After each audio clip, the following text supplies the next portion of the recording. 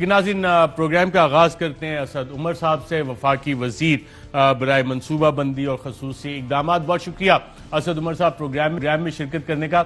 आपने अब से कुछ देर पहले एक ट्वीट की है, जिसमें शाम को ट्वीट की थी, बताया, आपने कहा कि जी अयाज सादिक का बयान एक हैरत अंगेज बात है। मैं खुद उस मीटिंग में शरीक था जिसका वो जिक्र कर रहे हैं, और वहां तो अभिनंदन की बात ही नहीं हुई। तो किस मीटिंग का आप जिक्र कर रहे हो और अयाज सादिक साहब किस मीटिंग का जिक्र कर रहे थे? जी अरशद, मुझे जरा 2-3 मिनट दें तो मैं पूरा रिकॉर्ड आपको बता देता हूँ किस तरतीब से कब बात हुई। 26 और 27 की दरमियानी रात, यानी 27 की सुबह 3 बजे जो है वो भारत ने बालाकोट के ऊपर वो कब्बा जो एक मारा पाकिस्तान का, और 8-10 दरख्त मार के वो भाग गए। उसके बाद 27 तारीख को सुबह के बाद वजीर आजम ने कौमी सलामती कौंसिल की मीटिंग बुलाई। उस कौमी सलामती कौंसिल की मीटिंग के अंदर फैसले किए गए, और उसके बाद अगले दिन पाकिस्तान ने उसके ऊपर जवाब भी दे दिया, और पाकिस्तान की एयरफोर्स ने जो है वो अभिनंदन का जहाज गिरा, वो यहाँ पे पकड़े गए। दूसरा जहाज एक गिरा जो दूसरी तरफ गिरा, बॉर्डर के उस तरफ पे।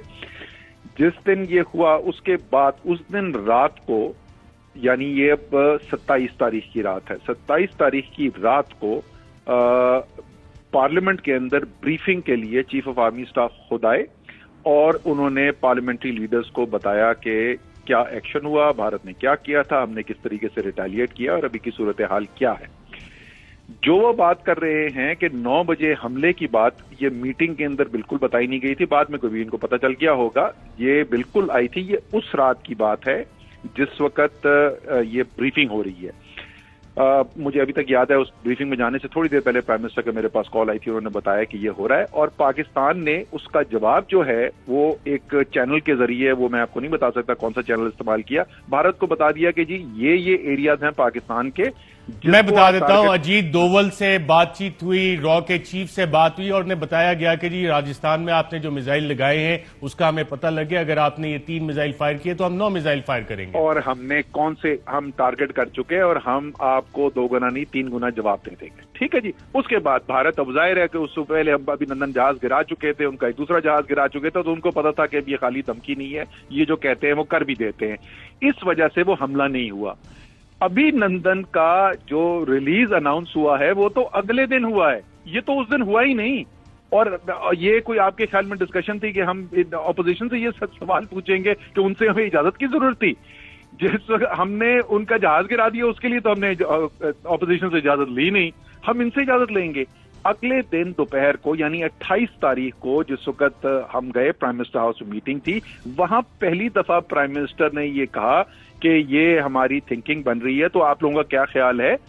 हम कुछ 4-5 लोग थे, और सबने कहा कि जी बिल्कुल ठीक बात है। हमने रिस्पॉन्स जो है, और ये मैं पाकिस्तान को याद दिलाता रहा हूं, पूरी कौम को, इन्होंने जो बकवास की है कि पाकिस्तान ने किस तरीके से किया था। सिर्फ ये नहीं कि जहाज आया उधर तो बीच में इंटरसेप्ट हो गया, गिर गया। 19 तारीख को अरशद शरीफ, 19 तारीख को वजीर आजम ने पाकिस्तान की कौम से खिताब किया, कहा कि भारत ये धमकियां दे रहा है, अगर पुलवामा में कोई भी शवाहिद है पाकिस्तान के इन्वॉल्वमेंट के, हम उस केस को प्रोसेस करते हैं, लेकिन ये याद रखें कि अगर इन्होंने कुछ करने की कोशिश की, अगर इन्होंने कोई हमला किया, तो हम सोचेंगे नहीं, हम जवाब देंगे। ये 19 तारीख की प्रेस कॉन्फ्रेंस है। उसके बाद चंद दिन के बाद सर्विस चीफ के साथ ब्रीफिंग हुई। जिस दिन इंडिया ने अटैक किया है ना बालाकोट में, उससे 1 या 2 दिन पहले ब्रीफिंग हुई थी। हम लोग भी मौजूद थे, सर्विस चीफ मौजूद थे। प्राइम मिनिस्टर ने उस मीटिंग में एयर चीफ को इजाजत दे दी थी कि अगर एयर अटैक होता है तो आपने रिस्पॉन्ड करना है। ये सेल्फ कॉन्फिडेंस के साथ, और मैं हमेशा खराज तहसीन पेश करता हूं एयर चीफ को, उन्होंने हमें जितना कॉन्फिडेंस दिया, उन्होंने कहा कि आप ये फिक्र ही नहीं करें, जो वो करेंगे हम उससे ज्यादा उनको जवाब दे सकते हैं। 28 तारीख को, यानी अब खत्म हो चुकी है वो मीटिंग, अब वो गुजर चुकी है।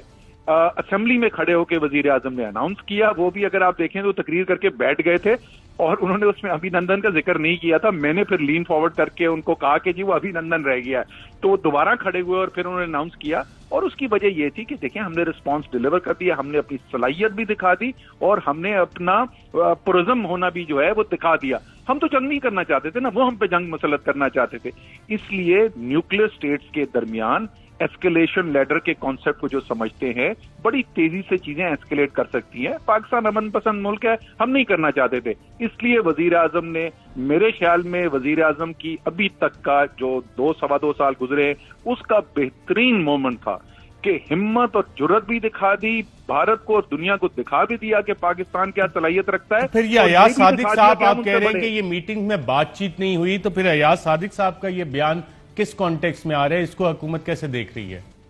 सर मैं तो, अब मुझे ये बताइए कि वो भारत जो जिल्लत उठा के बैठा हुआ था, उसको आप देखें पिछले 24 घंटे से इन्होंने जो मौका दिया हुआ है, और ये एक आउट ऑफ कॉन्टेक्स्ट ये नहीं हो रहा अरशद कि सिर्फ एक बयान आ गया है। अगर एक बयान होता किसी एक लीडर का, तो फिर तो हो सकता है कि उस लीडर को पता नहीं सुबह नाश्ता अच्छा नहीं मिला या क्या उनके दिमाग में हुआ और उन्होंने खड़े होकर ऐसी बात कर दी। मुतवातिर बयानात जो आ रहे हैं वो भारत के बयानिए को बढ़ा रहे हैं। अगर इस बात से कोई इत्तेफाक नहीं करता तो मैं निकाल के पिछले 2 हफ्ते की भारत के मीडिया की आपको सुर्खियां दिखा देता हूं और वीडियोस दिखा देता हूं कि किस तरीके से सेलिब्रेट किया जा रहा है, जश्न मनाया जा रहा है मियां नवाज शरीफ के बयानात का, अयाज सादिक के बयानात का। और कोई और बता दे मुझे कि भारत में हम कोई ऐसी बात कर रहे हैं जिससे भारत खुश हो रहा है। तो ये मुतवातिर जो हो रहा है, ये तो सोचने की बात है कौम के लिए। और उससे ज्यादा मलिक अहमद जैसे अच्छे सुलझे हुए लोग जो बैठे हुए इस पार्टी के अंदर, जो मुझे यकीन है कि मुहब्बे वतन लोग हैं, मैं तो इनसे पूछना चाहता हूं कि ये क्या देख रहे होते हुए और खामोश क्यों हैं? बिल्कुल ठीक। अच्छा, मैं 1-2 सवाल और हैं क्योंकि कल जुबैर साहब हमारे प्रोग्राम में थे, आपके सियासी हरीफ वो जरूर है। एक चीज जानना चाहे थे, जुबैर साहब दावा करते हैं 40 साल पुरानी दोस्ती का chief of the army staff general Qamar Javed Bajwa sahab से। आप इसको गवाही देंगे इस 40 साल पुरानी दोस्ती की?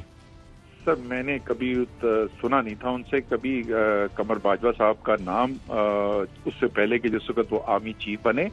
जनरल बाजवा की जिस फैमिली के साथ बड़ी क्लोज एक रिलेशनशिप, एक निस्बत रहा है, उनके साथ जरूर जुबैर भाई की और मेरे दूसरे भाई हैं कमाल भाई, उन दोनों की जो है बड़ी पुरानी वो 40 साल दोस्ती जरूर है।